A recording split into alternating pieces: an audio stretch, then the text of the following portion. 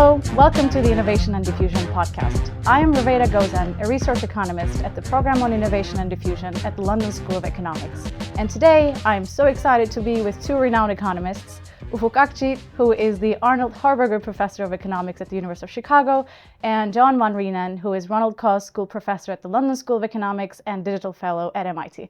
Welcome, both of you. Great to be here. I'm here all the time. Thanks for having me. It's a great pleasure. It's a great pleasure for us too. So just to let our audience know, we were able to catch Ufuk in London, so we're recording this episode in person. And the reason why I emphasize this is because I know you travel a lot. One day you're in Turkey, the other day you're in London, the other day you're in the US. I really want to ask, before we dive into the questions on research, where do you find this energy? Do you have a secret? Well, I learned from the best, and one of them is in the room right now. Obviously, part of our job is to do research, but an important part of our job is also to disseminate our findings and explain our findings to a broader audience.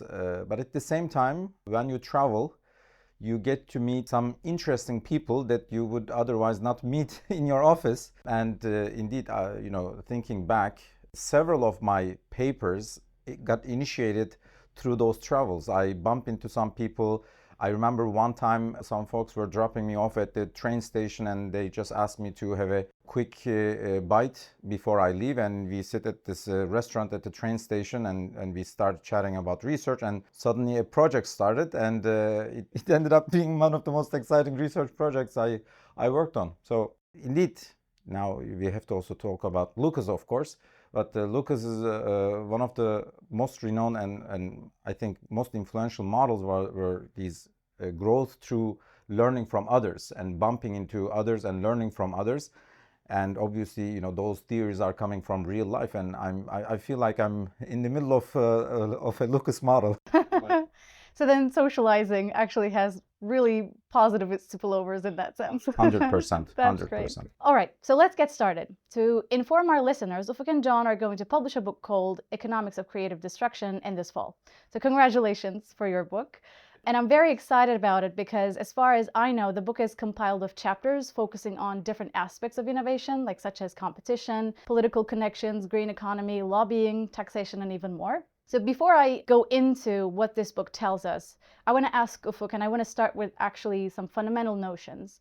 And in the title, there is creative destruction. We will talk about creative destruction a lot in this episode. So I want to ask, what is creative destruction and why is it important? The notion of creative destruction in a very basic sense is the process where the new and the young comes in and replaces the old and unproductive one. And this turnover introduces fresh blood to the system.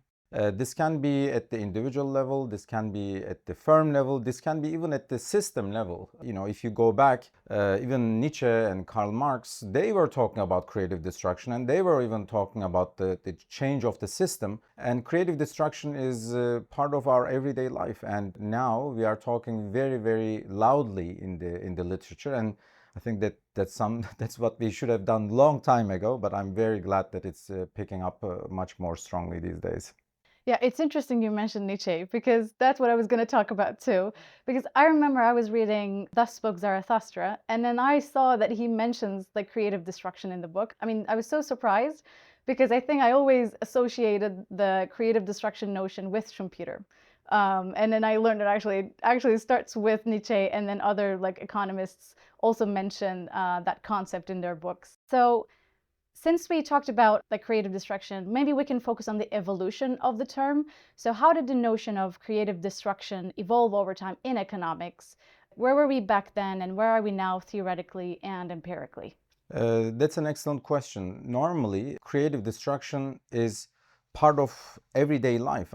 Just think about ourselves. Whenever we want to make progress, or when we enter a job market, we are replacing someone else in the job market, right? So there's always a constant turnover, and people brought this notion up long time ago. And obviously, as we mentioned, sociologists, many philosophers have already mentioned this concept, but this was very much popularized by Germans and Austrians. And Joseph Schumpeter popularized this notion in his 1934 book. And then, of course, this concept was very much discussed in the literature throughout, because there are always gatekeepers in any system.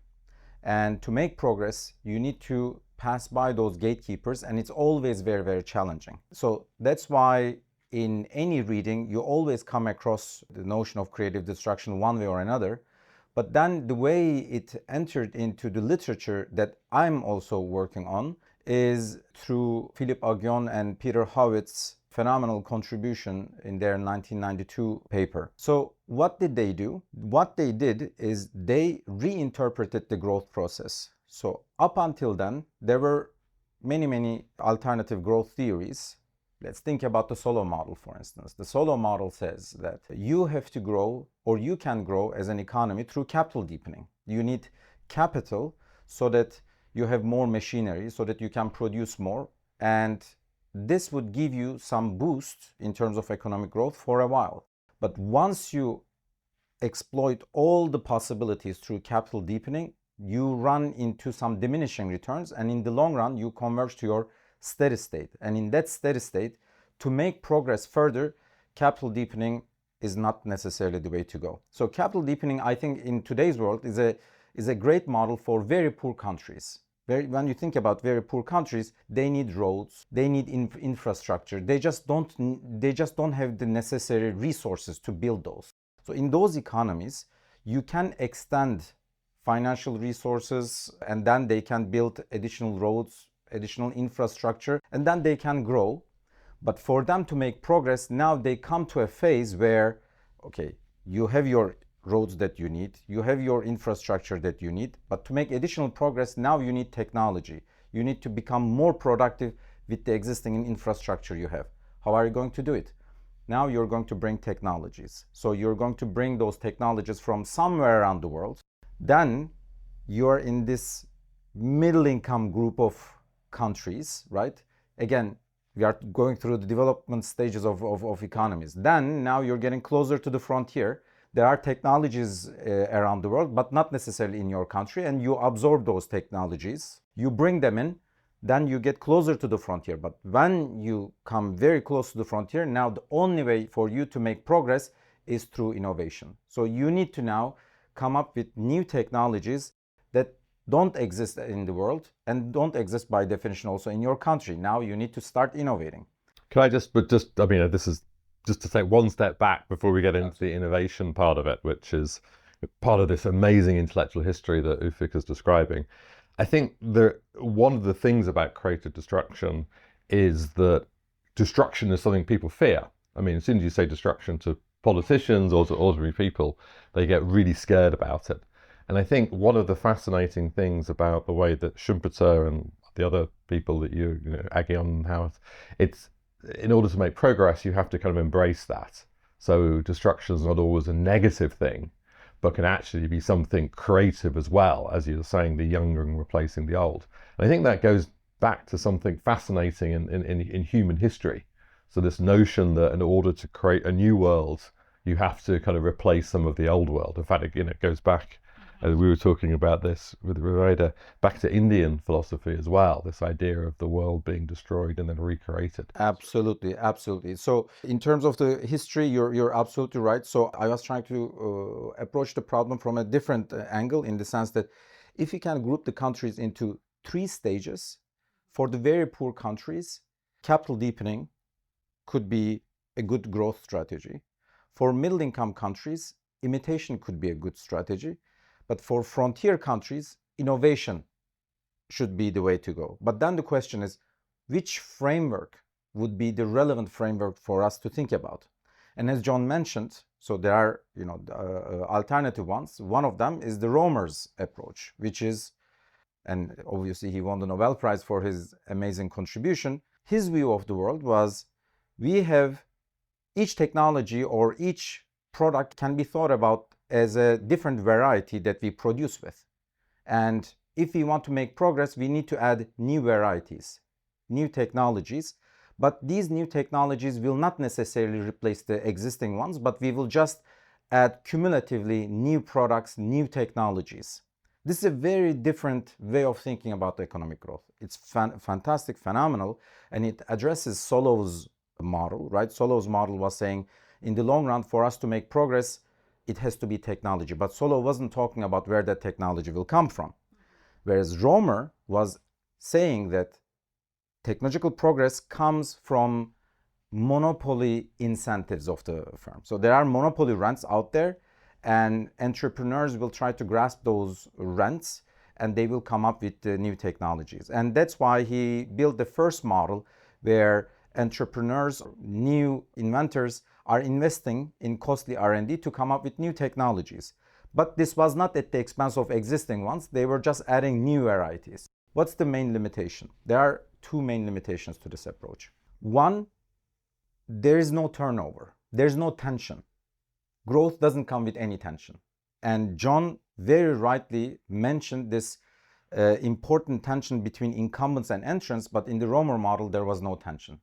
Everything was rosy, everything was great, right? And the problem is that every innovation was coming with a spillover that was not internalized by the initial entrepreneur. So as a result, the optimal government policy is to subsidize R&D no matter what. So both from a positive point of view and from a normative point of view, it had some limitations. So from a positive point of view, it didn't have this realistic tension that we face in everyday life.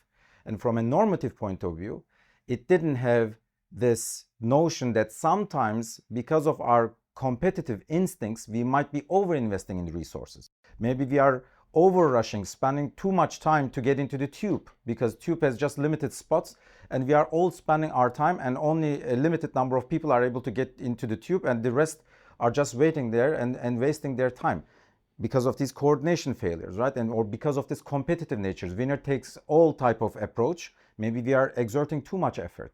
And John obviously, has written so many papers on the role of competition on innovation. It could be that we might be investing too much, but Romer's model wasn't speaking to this normative side of things either. But just to take a step back for some of the listeners, the advantage of Romer, as you said, just reiterating what Ufuk said, over what Robert Solow, another Nobel Prize winner, former colleague at MIT, had, is that rather than just taking growth as something out there, exogenous, manna from heaven, it actually made it, in the jargon, endogenous, a conscious choice of investing in research and development. So that opened up the space for government policies to change the pace of technological change. And it also put at the centre this idea of knowledge spillovers. So the idea that we, as we were talking about before, we bump into each other and get ideas. By the way, we're actually in Philippe Aguillon's office right now doing the podcast. So this is a great example. I felt it. There was something in this room. And yeah, my office is just down there, so we bump into each other. So that was the answer. But as Ufuk said, of course, it had those disadvantages that you said. It didn't have, there was no creative tension. Exactly. Which is, I think, is really important in competition. Sorry, just to... No, this was absolutely fantastic. And now let's combine everything that we've discussed so far.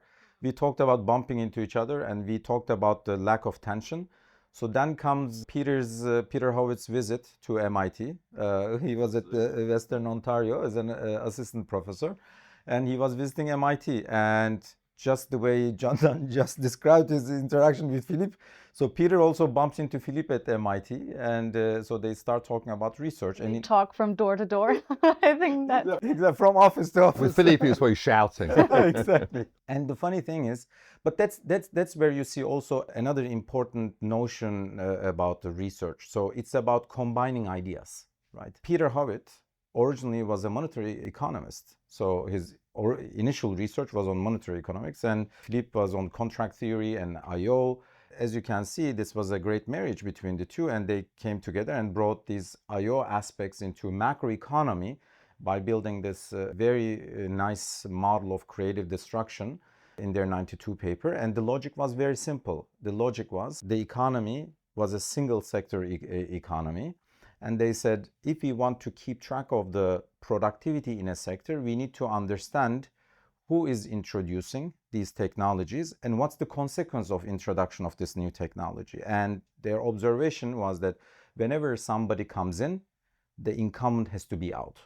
And this turnover brought we might think that it's a simple way of modeling economic growth, but it's so rich that it opened up so many different directions, so that we ended up writing this or editing this phenomenal book with John. 30 years later, now we see this huge explosion in the literature, which takes this notion of creative destruction and introduces into labor markets, international trade, public finance, and in many different directions. Yeah, that was actually going to be my next question. Like, I can also ask John. Ufuk also, I mean, answered in a way. So, what does this book offer us in terms of understanding creative destruction or innovation? Why should we read it, actually? You should definitely read it. I mean, I think it gives you an idea about frontier research across all these type of areas. And as Ufuk said, it just illustrates how the Aghion Howitt framework opened up. It was like a kind of breath of fresh air and opened up so many different areas that we could investigate. Particularly, you know, when I first started working with Philippe Aghion on this, the existing literature was very macroeconomic focused. It was just looking at what's happening at the country level. And once you start thinking about creative destruction, as Ufuk described it, you think about, you know, firms replacing other firms, as some inventors coming in, other inventors coming out. It enables you to use microeconomic data, so information on individual firms and individual inventors. And that just meant that this flourishing of data, which we've, you know, we live in this golden age of data over the last 20 or 30 years, where we can actually not just look at the whole economy's productivity innovation, but at the productivity innovation of individual firms and individual workers. We can use that to answer many of these questions across a whole range of fields, from finance to political economy to, you know, industrial organization and labor, which, you know, the older literature didn't really speak to.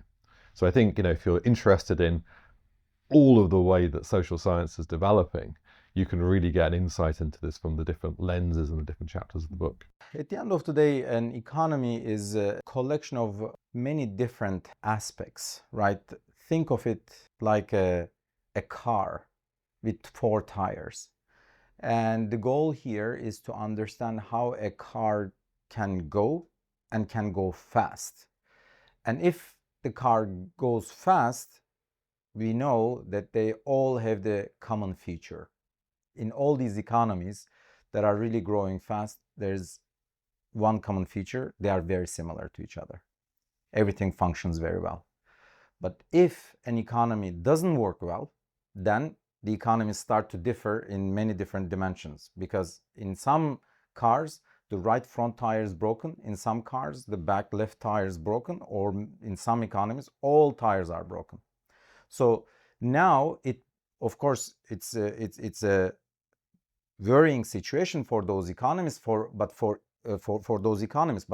researchers like us, this opens up a very interesting direction for research. Why do these economies fail? And if you want to understand why these economies fail, you need to really take a comprehensive approach. You can't just focus on one dimension and try to think about industrial policy and then say, hey, you know what? What we need in India is to subsidize R&D. Well, guess what? If you subsidize R&D in India, believe me, you're not going to get the same return that you would get in another economy like the UK economy or French economy or the US economy. Why? Because there are other problems in India, and there are pecking order of problems. And there were some very interesting paper by Nick Bloom and David McKinsey and co-authors that showed that one of the best predictor of firm size in India is the size of the family or the number of male children. So clearly there is something else is broken in that economy. And it's not the lack of R&D subsidy by the government that's lacking in that economy. There's something else. So once you start thinking and reasoning through this, it's clear that if you want to understand an economy, you have to investigate an economy from different angles. And that's a little bit what this book is also doing, trying to reason or trying to think about creative destruction from many different angles. It could be, again, the political economy might be the problem. It could be the labor markets, maybe the supply side of of inventors could be the problem, or maybe the demand on the firm side for those inventors could be the problem because of lack of competition, etc. So we are trying to bring all these different aspects together in that book. So that's why, I think it's very exciting. I'm sure it's not the best bedtime reading, but hopefully during the day with a big pot of coffee, it would be a great read. I think it's less a coffee table book than a coffee table. But there's a fantastic chapter that Ufuk wrote, which was kind of summarizing, as he's done a bit now, on what Aggie on How was about. And one of the things in that chapter, and one of the things I've taken from your work, is that these two notions of innovation, the innovation pushing the frontier, but also the more defensive type of innovation. Do you want to talk a bit more about that? Because I think that's a kind of fundamental distinction which you brought out in lots of your work. Absolutely, John. I think this is a very important point. One mistake that policymakers typically make is looking at the aggregate numbers, and sometimes just a single aggregate number could be a good indicator of how an economy is performing or how the resources are being utilized. For instance, if you think about, for instance, R&D to GDP ratio. This is a number that we very much like to see higher and higher and higher. And over time, R&D to GDP ratio went up. If you look at the US economy, it went up. If you look at, across countries, some countries are investing more relative to their GDP than others. But we don't see necessarily a very strong association between R&D to GDP ratio and the performance of the economy. Why? The basic theory, be it the Romer model or the Aghion-Howitt model, the basic theories would tell us that if you spend more resources into R&D, you should grow faster. But we don't have a very strong evidence on this, at least uniformly around the world. Why? Because it's not only the level, but it's also the composition that matters. But if you think through the lens of the Schumpeterian theory, this should come as no surprise, right? Because the Schumpeterian theory says that entrants and incumbents have completely different incentives, right? So for instance, and for an entrant to make a change or to make money, they have to introduce something radical to the market and prove themselves to the customer, attract the attention of the customer. That's their goal. But for an incumbent, there are at least two ways to make money. One, yes, they are going to react positively to the entrant pressure, the way, for instance, again, the China pressure on the UK economy, right, as John and companies have shown. Or an alternative strategy would be, if there is competitive pressure from entrants, incumbents can also rely on some strategic investments. In that case, they can start investing in defensive R&D. We talk about patents and R&D, but not every patent and not every R&D is pushing the technology frontier forward. Sometimes what companies do is they have a crown technology and then they try to patent every single extension of it. And they are spending a lot of resources just to create a patent thicket around it. And as a result, it becomes extremely hard for the following firm to leapfrog the leader. And all this taxpayers' money in that case was being used to build a wall so that the followers cannot leapfrog the leader. So once you start thinking about this different tension between incumbents and entrants, suddenly you realize, you know what? Maybe incumbents are not necessarily using all their resources into innovative things. And this could be through patent ticket, but this could also be due to other strategies. For instance, in a recent work with Francesca Lotti and Salome Baslanze, what we did is we looked at the incumbent strategies in terms of getting connected to the system. And in that paper, what we did was we merged the social security records of the Italian workers with the registry of local politicians, more than 500,000 local politicians. And these local politicians are mayors, vice mayors, council members, you name it. And then we asked a very simple question. If a firm is becoming the dominant market leader, do they become more innovative?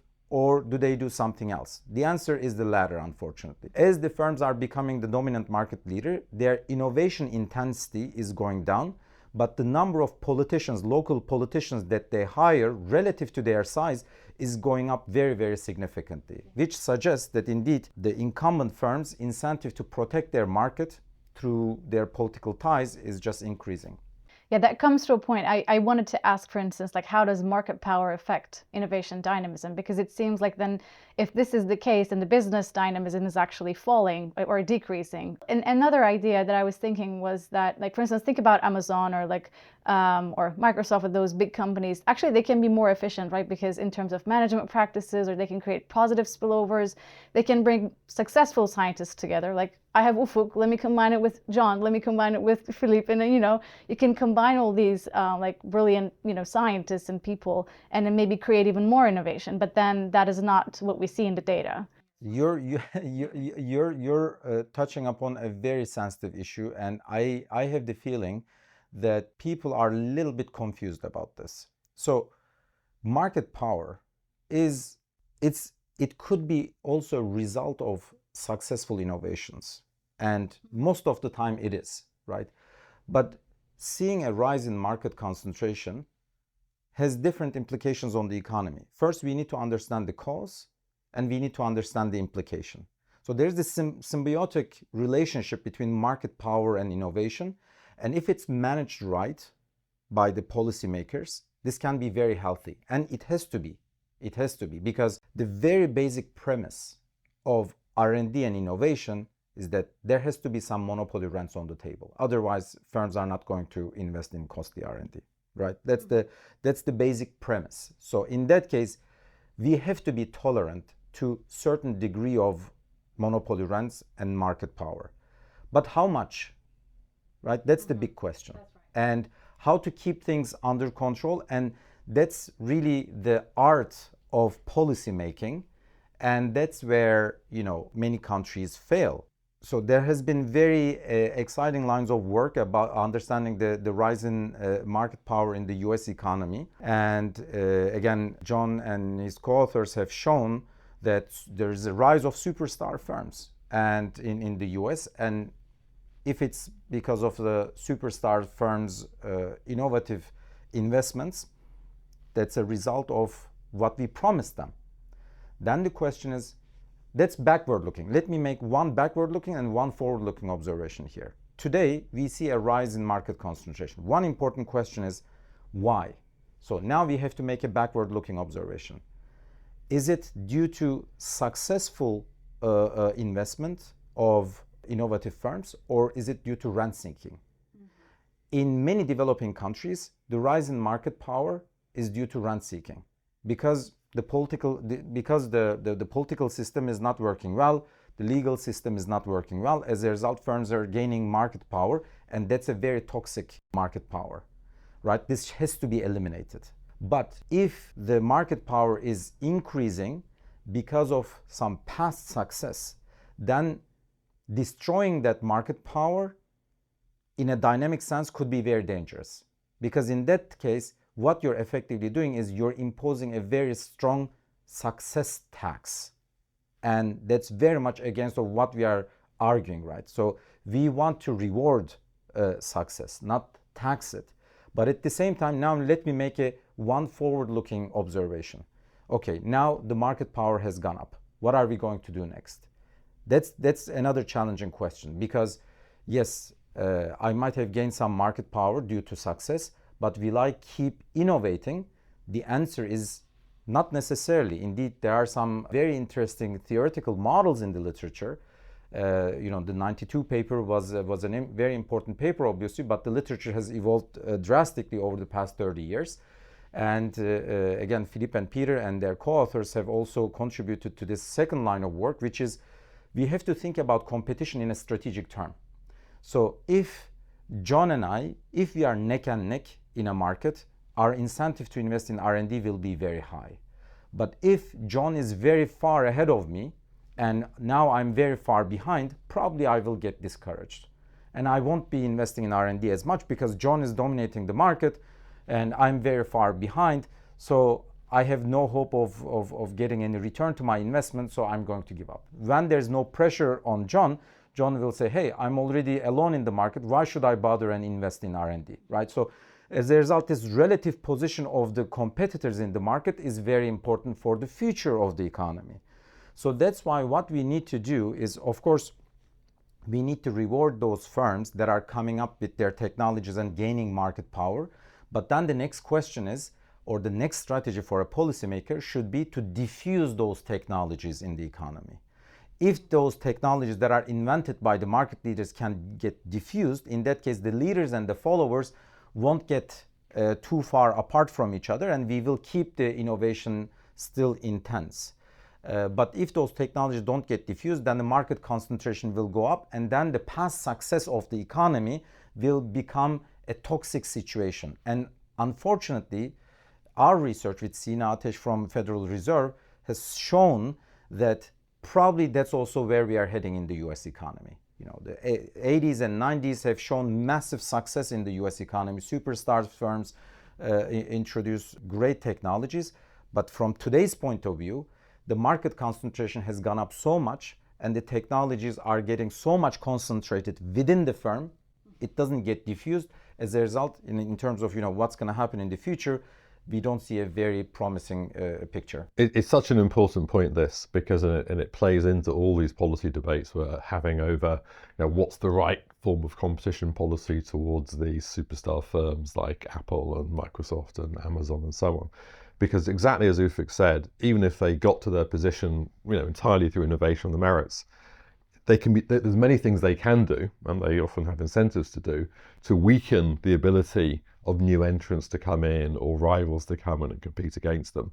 And doing that, and it may be through reducing the ability to diffuse their ideas or other ways, taking them over, for example, can be actually very harmful. So getting that balance right, I love the phrase, the art of policy making, and thinking of how we can recraft our policies, competition policies, regulatory policies, the other kind of policies we have, to make sure that potential rivals, potential incumbents can compete is really important. It's probably one of the most important questions facing policymakers. So just to add on John's point, there are many different ways of controlling these. Indeed, as we discussed earlier, it could be because of the product market competition, or it could also be in the input market competition. And again, with Nathan Goldschlag from Census Bureau, we released a paper a couple weeks ago where we show that the US market leaders are hiring inventors from other small and young firms. And what's really interesting is that when an inventor moves to a large incumbent rather than to a small young firm, the compensation of that inventor goes up dramatically. And this should be no surprise. And this doesn't say it's a good news or bad news, because it's a good news if this person is being rewarded for being more productive in a large incumbent, right? So it might be good for the society. Maybe there's an improvement in the allocation of innovative resources. But it's the opposite, unfortunately. When an inventor moves to a large incumbent, the innovativeness of the same person goes down drastically. Again, combine this with the political connection paper and look at this strategic hiring dynamics. This is showing us that incumbents and the followers and the leaders' competition in a market can be shaped in many different ways. And that's why there's just one size fits all type of approach, or there's just one type of silver bullet that will fix all the problems. It's really not like that. It's really complicated, as John mentioned. So we have to take a more comprehensive approach when it comes to competition policy, and think very carefully what are the tools through which, or what are the directions that these companies are trying to go. And we should not necessarily discourage firms that are going to produce better technologies and more innovations, but we have to be also very, very careful in terms of how innovative resources are being used in the economy. We should not make the distribution or allocation of innovative resources worse over time. I mean, just on that, it's a really fascinating point. I saw some early version of this paper. It's great to see it's come out. But in many countries and in the US, there are these non-compete clauses, which means if you had a very innovative inventor in a large firm, and they wanted to move and potentially work in a smaller firm, it would be illegal, or they wouldn't be allowed to do it because of their contract. So these kind of non-competes actually could be a way of restricting that mobility of inventors. and potentially is also harmful. There's actually a proposal by the US administration to ban non-competes everywhere, like they are in California, for example. And also, I think since you talked about like the toxic environment, there are also killer mergers. Startups with brilliant ideas, then like if you're the incumbent, if you're the big company, and then you can buy off this company and then you can just kill that innovative off, right? Absolutely. But this also suggests that not only the firms have to be dynamic, but also the policy institutions should also be dynamic. For instance, competition authorities. Why are these killer acquisitions not being identified? Because most of the time, these buyouts are happening at a very early stage. And the amount of the transaction is so low that it doesn't get into the radar of the competition authorities. So that's why many of these things are happening at a very early stage. But today, the way we produce or the way firms compete have changed drastically, especially with the IT revolution. And if you look at the life cycle of manufacturing firms, it takes a long time for a firm to grow, conditional on survival.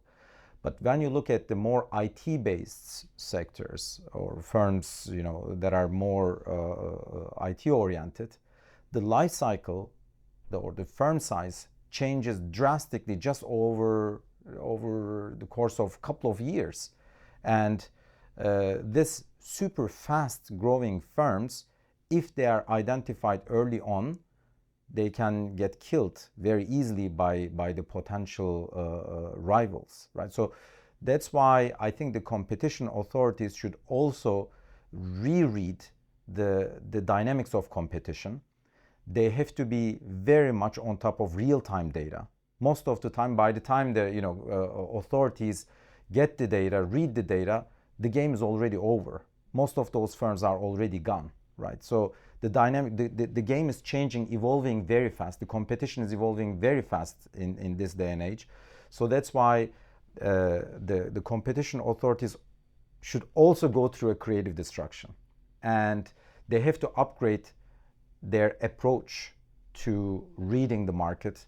They have to have a good data infrastructure. They have to have a good team of people, economists, who can read the data, give the right messages to authorities, and that's why we have to also think about not only about the players but also the governing bodies and ask them to change as well. Innovation is important, and knowledge diffusion is probably even more important. So what are the biggest barriers right now that we're facing, in both developed economies and developing economies? And what are the most successful policies in promoting innovation and diffusion? Just to summarize, you mentioned like bit by bit, but just to summarize. There are many. I think we have to have a podcast just on that this topic itself, exactly. But if we start thinking about the developing countries, the notion of innovation is a very foreign concept. And especially these days, it's much easier for politicians to sell to their voters the idea of building a bridge or hospital or a school, right? Indeed, school is probably the best out of this list. But showing them something visible is much more rewarding than talking about knowledge, talking about R&D, talking about productivity. What is productivity? Can you imagine? Put yourself in the shoes of a policymaker, and you go in front of people and say, you know what, we are going to improve our productivity this year. It's much easier to tell them, hey, we are going to receive X billion dollars from abroad versus, you know what, we are going to become more productive over the next couple of years. And then people will say, what are you talking about? So it's very hard to convey the notion of this productivity innovation. So that's a big challenge. And I have the feeling that in developing countries, we are moving away from this. So rather than seeing a convergence, I think there's a divergence in that. And the populist politicians are pushing more this more tangible capital deepening type of idea. But I think every politician should have the basic training of economic growth, because They are the ones deciding for the resource, the use of the resources, but they are the ones pushing for the idea of capital deepening. But capital deepening is especially, we know Dutch disease, right? Just having more resources is not the solution. The right solution is to use those resources in the most effective way. But how are you going to do it? Now innovation comes in. Another important issue, you mentioned idea diffusion, especially in developing countries again. It's extremely important to learn from the outside world the best practices. It could be in terms of technology, it could be in terms of how to regulate the market, it could be in terms of the management practices. Those best practices should be adopted, should be brought. And in this day and age, it's very, very easy. It's much easier because transportation is easier, communication is easier, it's much easier to follow what's happening around the world. But unfortunately, the politicians are doing the exact opposite. So they are trying to close the borders. They are trying to be local and national, and they are trying to go against the idea of getting plugged into the world and learning from the rest of the world. And I find this, for innovation and technology diffusion, I find this dangerous. And so that's why I'm a little bit worried about what I'm seeing around the world. But hopefully these things are temporary, and people will converge to the right mindset in the long run. In the long run, we are also all dead, but so hopefully we will converge to the right mindset and think about the innovation more in more realistic terms. Final questions I want to ask. So since there will be a lot of PhD students, economics PhD students listening to us, and early career academics as well. So I want to ask, where is the frontier research right now, and what are the big unresolved questions in innovation field that we need, more answers on? There are many, but the main advantage of today's research is that there are lots of microdata to shed light on issues that were very important, but we just didn't know how to answer. And definitely just the innovation production function is something that we don't know very well. But innovation is so important, and we just kept talking about innovation in this podcast, but what is the exact production function?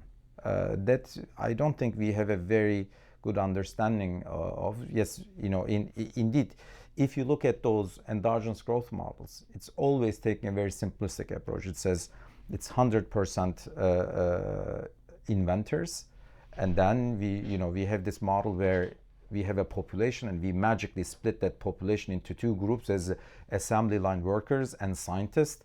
And then if you subsidize R&D, suddenly many of those assembly line workers the next day become a scientist in the lab producing patents and innovation. But obviously that's not how things work in real life. Think about our own life, right? We are spending years and years to learn about frontier knowledge, to learn about how to do research. And that shift doesn't happen overnight. But in our models, we are taking this very simplistic approach, and I don't think it's very innocent. So that's why, of course, you have to cut corners when you do research. But what I'm trying to say is that if you think about our models that we use in the literature, yes, they are very rich and they are very informative. But the very basic part of it, which is the R&D production function, is something that we skip very fast. And we typically think about market incentives for innovation, but when it comes to the production side of it, and obviously, it's nobody to be blamed about this because it was mostly because of the lack of data. But now that we have more data, probably we can make more progress on this, because unless we really unpack that part of innovation production function, we might still be limited in terms of thinking about the right policies to unlock the innovation potential of economies. So one dimension on this, John, and I also spent quite a bit of time on this, has been on understanding human capital side of innovation. But that's just really, again, still a part of the equation. But just to elucidate on that, the human capital, what Ufik's saying, what he and I and many other people are looking at, is how people become inventors or entrepreneurs, and that notion of what makes somebody become an entrepreneur or become an inventor is quite a difficult and complex process, and it depends a lot on your family and where you were brought up, and the community that you lived in, and where you went to school, and a whole set of factors, economic, sociological factors, which really seem to be very important in driving who might become one of these new inventors in the future. And if you start thinking about that, then you also think about, well, there could be a lot of unlocked talent that we have in our societies, that if there are many people who are, could be very smart people who might end up being entrepreneurs, but happen to be born in a poor family, or minority, or women as opposed to men, that's a potential, unlocked talent which could actually increase the stock of inventors that we have in the country. Good for growth, but also good for equity as well, because we're losing people that we could potentially change the future, and would be good for equality as well. So that, if you a policy like that, I think, could be something that, in our very polarized world, all sides of the political spectrum could come together and say, this is something that we want to understand intellectually, and also to use it to change the world. Yeah, and also you have papers on history as well, right? For instance, you see that in the 19th century or the beginning of the 20th century, you see that inventors, they're actually fathers, grandfathers are actually innovators, and then the children are actually more it's positively related to that kind of lineage. That's the beauty of research. I mean, I feel very lucky, and I'm sure you feel the same way. Something bothers you, and we are able to go to the data and ask the question and learn the answer ourselves, looking into the data. And it was fascinating to see, even in the beginning of the 20th century, education was extremely important for innovation.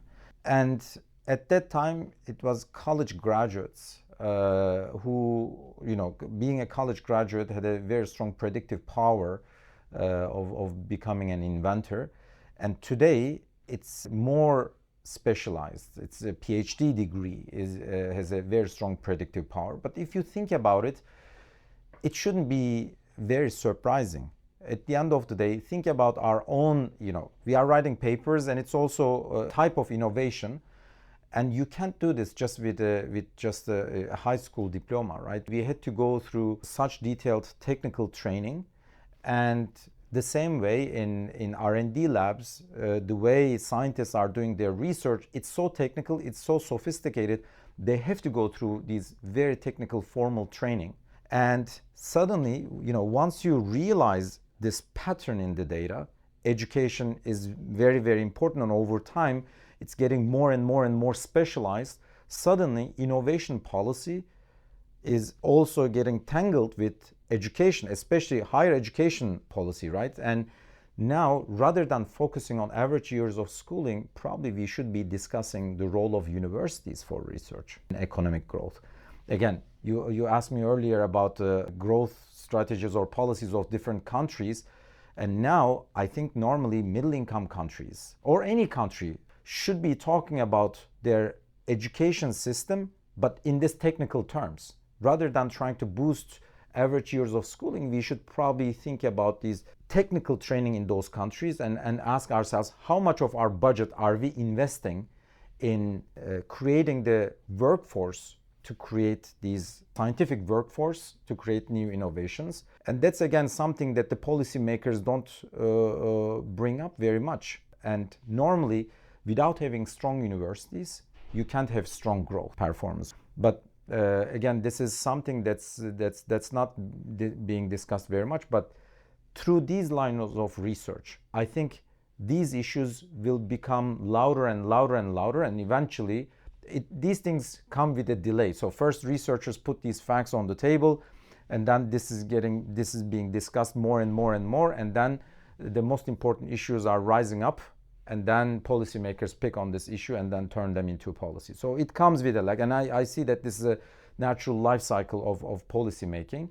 But I think we are on a good trajectory in that regard. I hope that especially the young researchers who are listening to us hopefully can get motivated about these issues, because there are so many unanswered questions and they are so important. We are talking directly about how countries and individuals can produce more, can become richer, and can live in more prosperous societies. And that can come only through economic growth, and economic growth can only come through technologies in the long run. And these are extremely important issues, and hopefully the young researchers will produce a lot more exciting papers and research on which we can learn. So these are great points, actually, because and since you also mentioned like who becomes an inventor, especially like the minorities or even gender, like when you look at the 19th century, for instance, you see that actually 50% of the population is really out of question. Like you don't see them as like innovators, and over time, there are laws related to like women's property rights, for instance, economic rights, and then you see that there is actually some rise in like innovation, like inventions, like among women. So the policies should actually be more inclusive about, the minorities and gender equality to uncover those lost Einsteins or Marie Curies. I want to ask also about the green innovation, because we talked about developed economies, and now we see that there's actually a growing literature on green innovation. So I wanted to ask, can green innovation be a field where PhD students can focus on? That's a very exciting area. Global warming is a fact. Policy institutions are allocating a significant fraction of their budget towards policy interventions. But what's the best way of doing that? Right? That's a very important policy question. So here we are talking about how to make the industrial policy better, how to boost innovation in the most effective way in manufacturing or in other industries. Now there's a new field, and in this field there's a lot of focus, there's a lot of attention, and the literature is very young. It's there now, but it's very young, and that's why I think it's one of the most exciting research areas to focus on. And I think the green transition is the poster child of creative destruction. Why? Because here we are talking about replacing an old fossil fuel technology that's everywhere with a brand new technologies, energy sources, and there are gigantic incumbents in this market. And it's not only about firms, it's also countries. There are many countries, resource-rich countries, which are not necessarily big defenders of this change. So what are you going to do in this situation? Countries are also going through different stages of their development. Yes, some countries are very rich and they innovated immensely, but that's mostly thanks to their past emissions. And now there are some countries now growing and rising up. Some policymakers are arguing that now it's their turn to emit, so that they can also grow. How are you going to convince them? So how are you going to convince those policymakers saying that, look, yes, we emitted in the past, but you can't do it now. So obviously they will ask for compensation. What's the best way of doing that? Setting up that compensation. Should it be just a direct transfer, some financial transfer, or should it be a technology transfer, which can be more effective in the sense that, because it's not only about changing the way they will produce, but it will also have additional spillovers around it. So if, for instance, engineers can be trained in those developing countries, maybe advanced economies can now cooperate with the developing countries and build some corporations where the green technologies can get diffused into those middle income countries, which are emitting quite a bit, but we need to go through that transition as fast as possible, right? Currently, those countries are going through that transition, and the speed of that transition is also a little bit up to the advanced economies. Because if they just let those developing countries by themselves and ask them not to emit, that's going to take a long time, as you can imagine. But there has to be some collaboration, and there, again, political economy becomes an important issue. Game theory becomes a very important issue, right? And that's why I think it's from a researcher point of view, I find that research agenda fascinating because they are so relevant. They are such big questions, and it's very hard indeed. It's in many fields. It's very hard to find unexplored directions. But in economic growth and innovation literature, we never run out of ideas. So that's why it's a very exciting field to work on. And one final question on research. You're a professor at the University of Chicago, and recently very influential macroeconomist Robert Lucas passed away, and he was your colleague. And I was even like sometimes attending the seminars, and I had a chance to see him. I mean, I didn't have a chance to meet with him, but I want to ask, like, how do you think his work influenced you and your work, or even our approach on economics of innovation or in general economics? Lucas was a giant. Lucas was a true giant. And so I remember the first instances where I realized the importance of his work was when I was a graduate student and I was attending a seminar. The presenter was talking about his research, and then at some point he said, similar to the Lucas model, and I do blah, blah, blah. And then somebody from the audience asked, which Lucas model? There's the Lucas critique, the Lucas orchards, the Lucas islands, Lucas span of control. It's like incredible. Of course. And now, these learning models, recently that he worked on, until his last days, he's been contributing. And that's really something to admire. But maybe it became too standard for everybody to quote. But I very much live that quote every day in my life, which is he said a little bit of a rephrasing, but once you start thinking about economic growth, you can't think about anything else. It's so right. It's so right that I personally lose sleep sometimes thinking about research ideas, and just because I'm feeling very excited about about the research that I do. And you mentioned PhD students.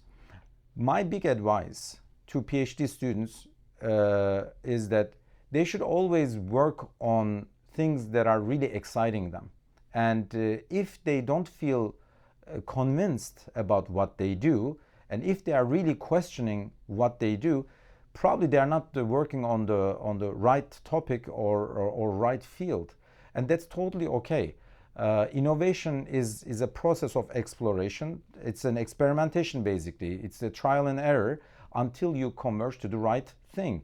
And I experienced this in my own life. Initially, I was working on a complete, or at least I thought I would be working on a completely different field. It had nothing to do with economic growth. And then over time, I realized that indeed my passion is really economic growth. And what was that you were working on? I was thinking more about labor issues, actually. So the very first topic that I was thinking was female labor force participation, which is extremely important. Over time, I came to that, but through inventors and so that's why. So this research topic, finding the right research topic, is definitely a journey, and everybody should tolerate some failure.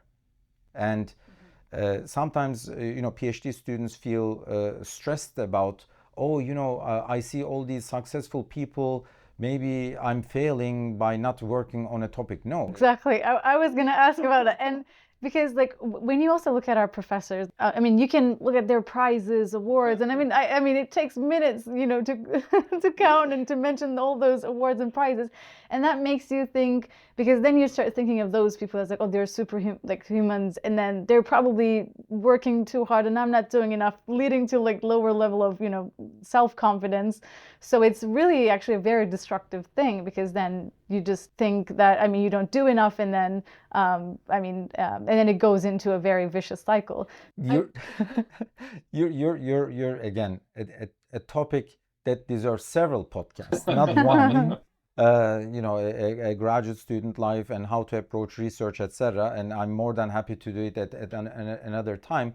But just one thing that I should mention on this is that, yes, we see all these glorious CVs, but the CVs are containing the successes, not the failures. But that's totally okay. And indeed, there's a very important lesson to be learned from that.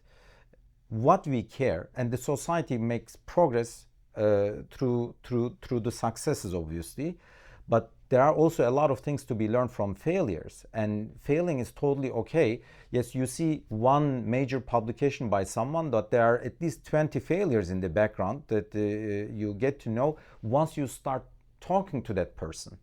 And that's why a very important lesson, and that's something that I tell graduate students quite a bit: research is not done only in an office by yourself. A big chunk of research is learning from others' experience. So that's why, again, going back to the very beginning of the podcast, learning, bumping into others, learning from others' experience can get you so much. And a big chunk of research, especially at an early stage, is managing the psychology of it, right? So it's very easy to get depressed or to feel bad about yourself unless you learn the steps of becoming a researcher. Early on, there will be a lot of failures, and that's totally okay. And whenever there's a failure, that sometimes is a huge plus, and you get to appreciate it later on. But you should, no researcher, young researcher, should think in short term. They should always think in longer term. And just like in many other professions, in our profession also the rewards are backloaded, in the sense that there's a big asymmetric information. So there's a big informational asymmetry in the sense that there are a lot of researchers or a lot of people who are trying to become researchers. We just don't know who they are or what their capabilities are. So as a result, when you see a young researcher in front of you, you have no information about that person, and through your interaction or through the output of that person, you're updating your belief about that person. And that's a normal procedure. Nobody should expect to be recognized at an early stage, but we should all just think about delivering consistently. Consistency is extremely important. It's not like a one-shot game. So in our profession, we have to keep delivering. We have to keep delivering, and at some point, you will realize that indeed people will retrospectively update their belief about someone's work. And everything will, so especially if somebody is doing something really radical, original work, it will take longer to be recognized. So that's why there's also this inverse correlation between, on average, of course, on average, there's an inverse correlation between the quality of the work and also how long it will take to be appreciated. So that's why nobody should get stressed about, how people think about their work, etc. The researcher himself or herself should believe in the work at the first place, right? If you're not excited about your work, nobody will be excited about your work. You should be excited, and then you should take your time to talk to people about your work, explain your work, and try to convince people why they should be excited about your work. And that will take time, but once it works, it's beautiful. Is there anything that you, this is, I think, the final question. So is there anything that you wish you would have known, when you started your career in the early years? Obviously, there were many things, but all these things that I mentioned, especially towards the end of our podcast, came with experience. And I should confess that I also went through those ups and downs as a student. Indeed, I was going to go on the job market in year 5, and so I was trying to get access to some data, and they didn't give me the data. So then I tried to access that data through a third person. So the arrangement was that I was going to write a do file, and that person was going to run the do files and send me the results. So it was a very strange setup that we were trying to build at that time. And I didn't know about all this empirical work, and it was the time when the empirical work and the growth literature was just picking up. And there weren't a lot of people to talk to at the time, and I tried to learn it a little bit my way, and it was very challenging. And suddenly, after those back and forth with that person, after the results came in, and indeed that negotiation and that conversation took a long time, maybe 6 months or something, until I start to receive the first results. And I was thinking that I would go on the market in year 5, and then suddenly, once the results start to come, I realized that the results don't make any sense. And there was clearly something wrong with the data. And I tried, and at some point I really had to convince myself that I had to quit that project. Can you imagine? So it was going to be my job market paper. I built the model. I just needed the empirical results, and I didn't have the data. And through this third party, I was trying to get some results indirectly, and then suddenly you realize that the results don't make sense. My whole world collapsed. And it was extremely hard to manage the psychology of it at the time. And obviously, I questioned my life. I questioned, what I'm doing here, etc. But then you say, look, it's a dynamic programming. We are where we are. What I can influence is the future, not the past. So then you re-optimize. And then I re-optimized, and I found a new direction, new research question. And that's how I proceeded. But one thing that I should tell you is that I always worked on topics that really excited me. And yes, in the short run, it was frictional in terms of, getting the right angle. And also, there are so many things that I would like to tell you about, but every field has its own rules, in the sense that that's how we make progress in science, right?